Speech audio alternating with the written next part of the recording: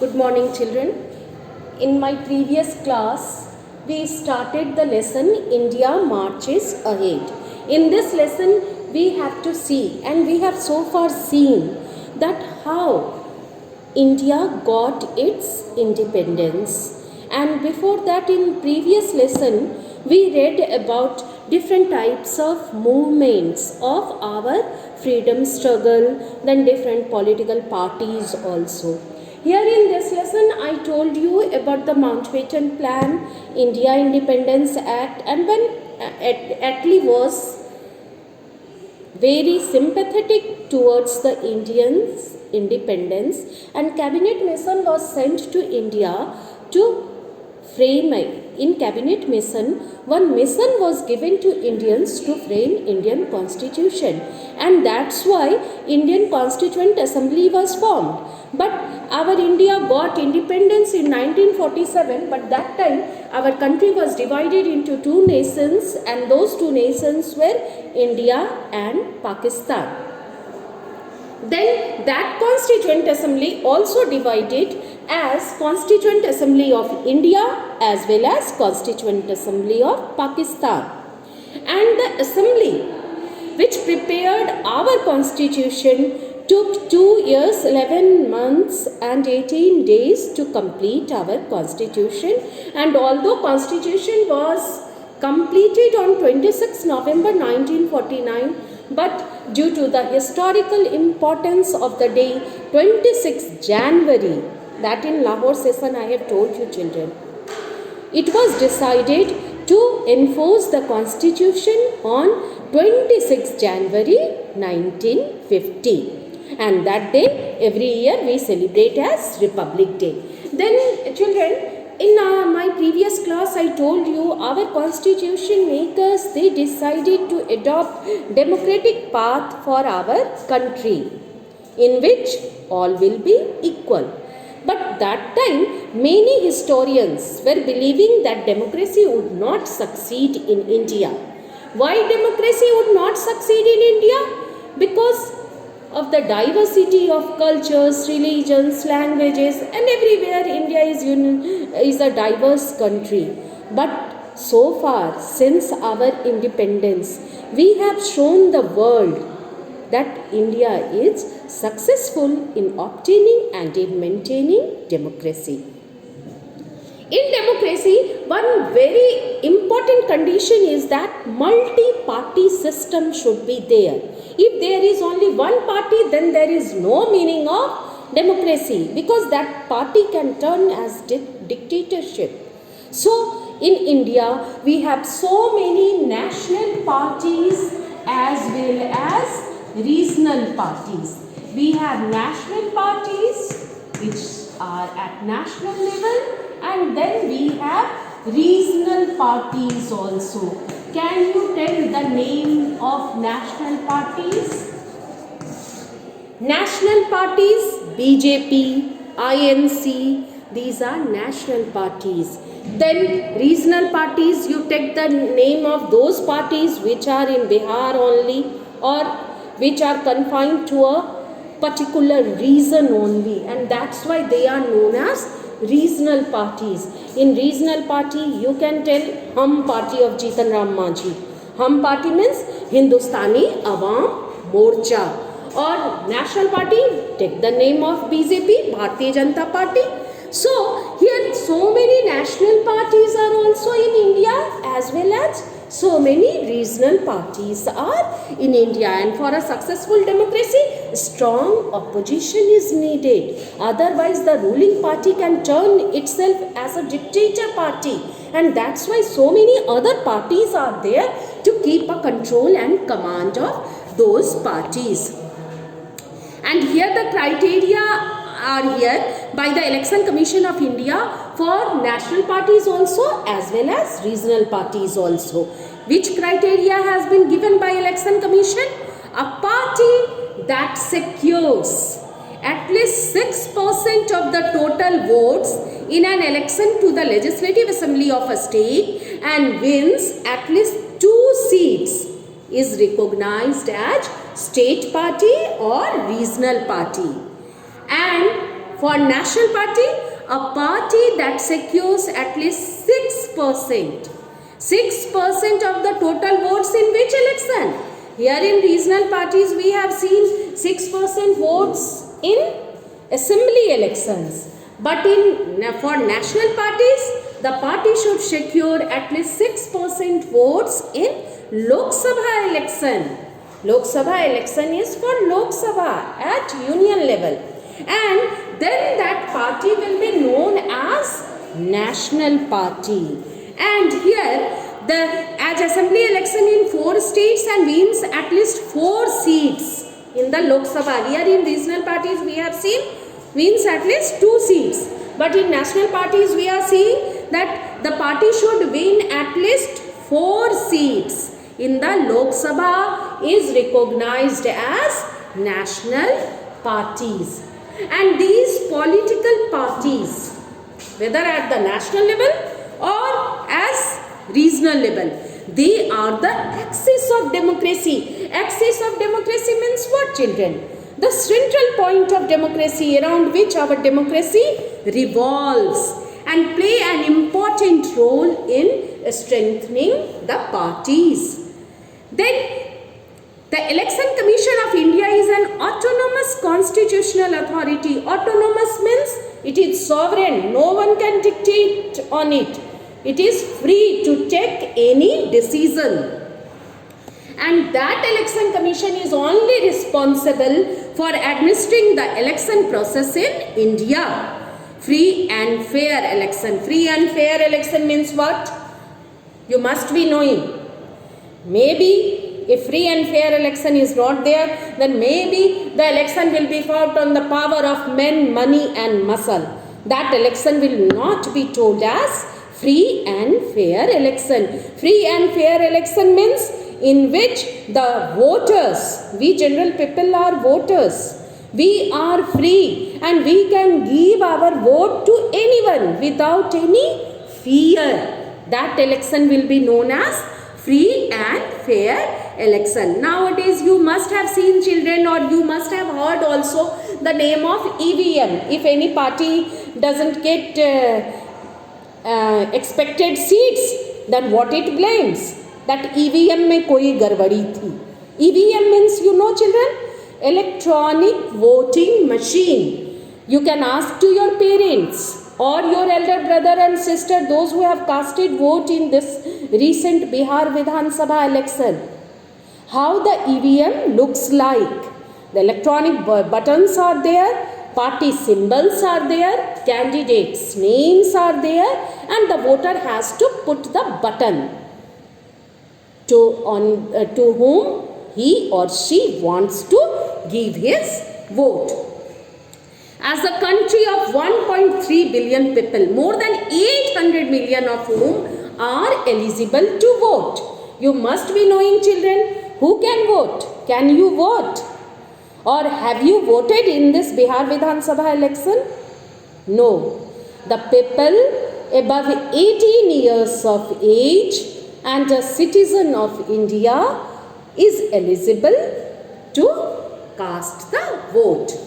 And those people are only eligible to cast the vote. India takes great pride in being the world's largest democracy. Our country is the largest democratic country in the world. Now, children, we have to maintain friendly relations with our countries, neighbors and foreign countries also. And that is known as India's foreign relation. Foreign relations. India's foreign relations means what? How we maintain our relations with other foreign countries. And that is these are India's foreign policy. Foreign policy of a country reflects its role and involvement in world affairs. And the chief architect of our foreign policy was our first Prime Minister, Pandit Jawaharlal Nehru.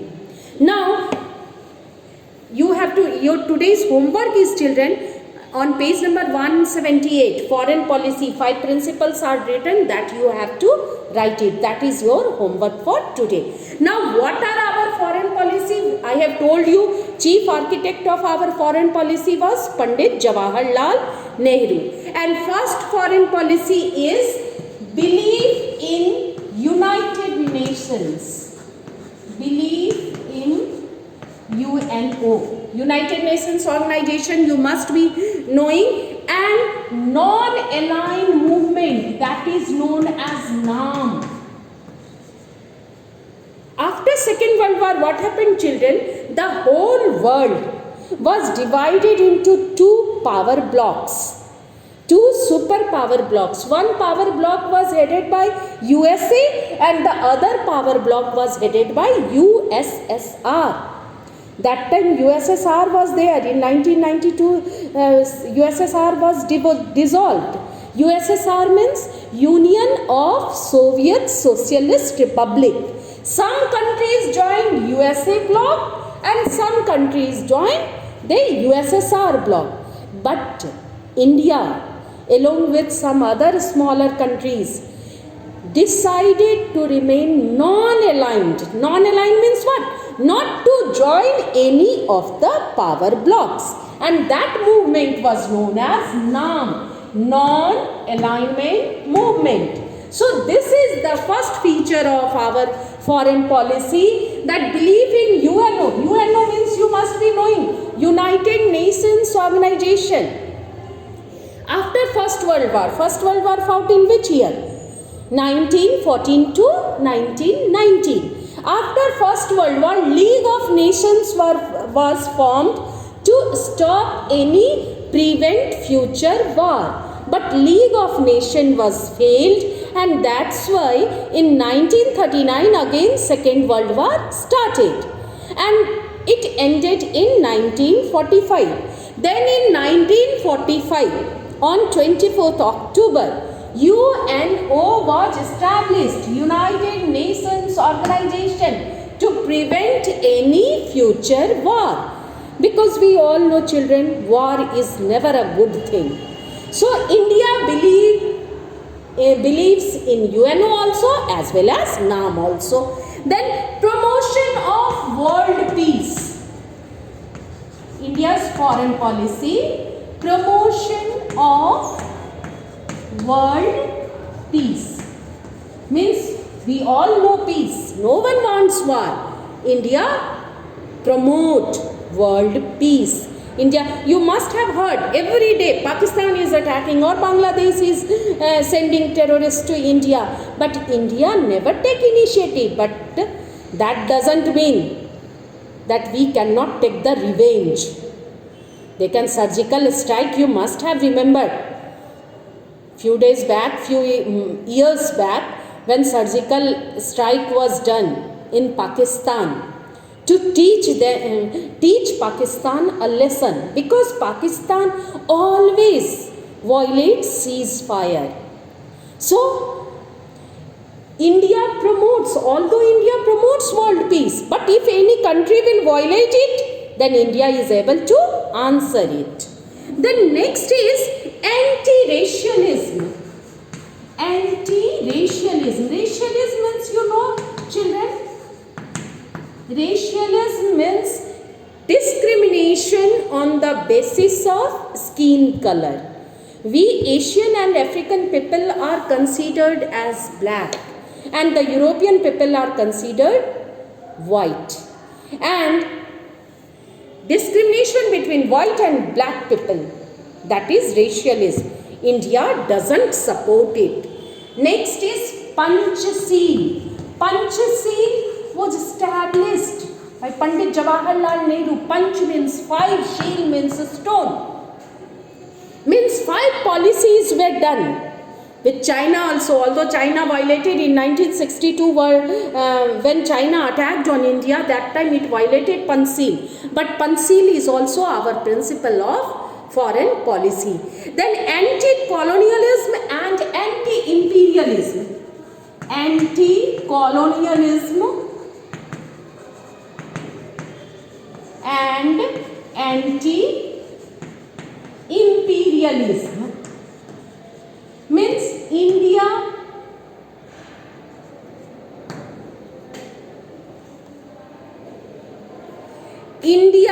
never wants that imperialism.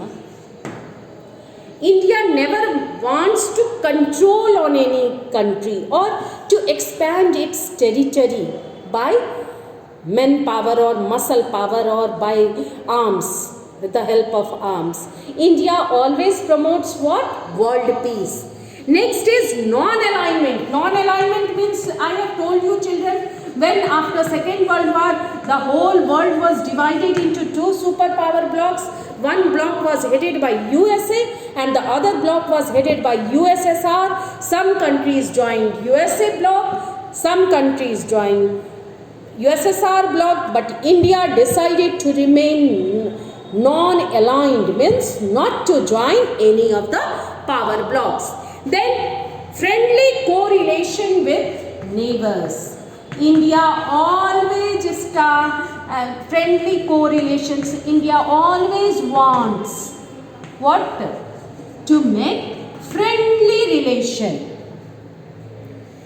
With whom? With our neighboring countries, and that's why India always help also those countries. Then regional cooperation. Regional cooperation means what? To cooperate other countries when they are in need of that. These are the features of our foreign policy, and these foreign policy's features are very important, children. It can come on, it is very important question for your exam also. And the basis of our foreign policy are the following 5 principles of Panchsheel. As I have told you, this Panchsheel was very important, but in 1962 war with China violated this Panchsheel and attacked on India. And what is Panchsheel means, I have told you children. Panch means 5, Sheel means stone, means 5 policies were in this Panchsheel. First were mutual respect for each other's territorial integrity and sovereignty, means both the countries will give respect to each other's sovereignty and territorial means area wise, integrity means unity. Then mutual non-aggression means not to attack on anyone, but what I told, China violated it and China attacked on India in which year? 1962. Then mutual non-interference in each other's internal matter.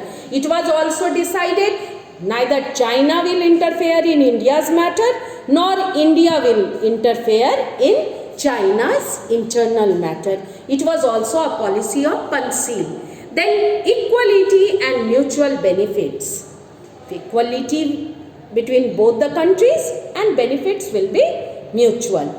Then peaceful coexistence means both the countries will exist peacefully. These were Panchsheel. Now India had to face many challenges during the post-independence nation building period, because why? That time diverse religious, social and economic conditions, and those conditions were influenced by what? Caste, classes, communities and gender discrimination. That time poverty was there, that time illiteracy was there. So it was a very big task for India to establish. All these hurdles were a stumbling block in the progress of the country, and that's why many people were fearing that democracy would not succeed in India. Many steps have been taken to achieve social progress in India through legislations. Legislations means by making different types of laws, and then provision for reservation of legislature, government jobs and educational institutions. Many seats are being reserved in educational institutions, in legislations, etc. Now for the upliftment of scheduled caste and scheduled tribes. Now challenges to Indian democracy. Now what are the challenges? What are the hurdles of Indian democracy? The Indian democracy has achieved multifaceted socio-economic progress, but at the time of independence, India faced Herculean task. Herculean task means very big task. And what was that big task?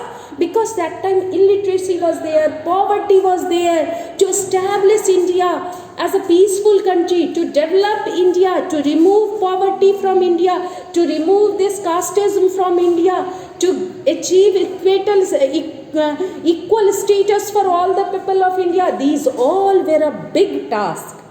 And now we can say that up to some extent our country has achieved all these things, although so many problems are now also discriminations in village area. We can see discriminations are there, but then also they are a little bit, and we can hope that our democracy will get progress. India has made remarkable progress in each and every field, maybe industry, economy, agriculture, communication, transport, science.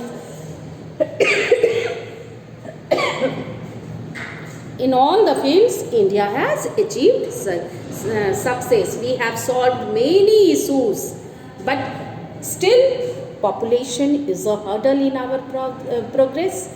Poverty is there, illiteracy is there in village area, and then these are the threat to our pace and progress of the country.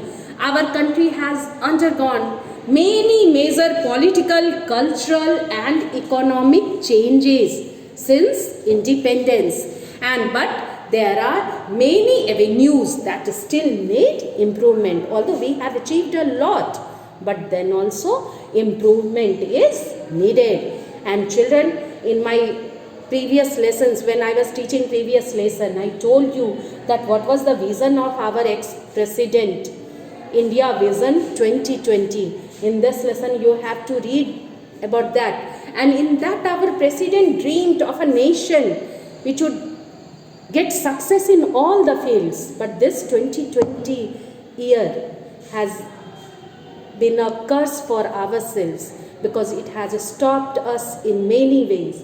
But then also we can say that our country will achieve progress in all the fields, although we are due to this virus, what our progress was hampered, that also we are recovering from that, and India would achieve success in all the fields. Your homework I have told you in India Vision. What is India Vision 2020? I told you it was the dream of our ex-president. Every country needs a vision, and which will state the imagination and motivate all segments of society to greater effort. And it is the dream of all Indians that India should emerge as a vibrant and dynamic country and make great progress in all fields. Better in which field? Better quality of education is required at all levels, from basic literacy to high-tech science and technology also, so that brain drain will not be there. Our intelligent students will not leave our country, and all types of education will be provided to them only, to them in this country only. Better quality of education is required at all levels. Then growth of IT industries, biotechnology, improving health and nutrition is also a major task for our government. It is also our vision that India will develop in all these fields. India will be tackling issues related to population, growth, energy and water conservation, peace and security. They all are required. And in the words of our late President, Dr. Abdul Kalam, the day is not far when enlightened and ignite minds will transform India into a competitive, beautiful nation. And indeed, our nation is a beautiful nation. So children, this lesson is completed. Your syllabus is completed. I will give you answers of ABC part. You can do in your book. I will give you answers of D and E part. And then in our next class, slide class, if there is any doubt, you will ask to me. So, goodbye and thank you.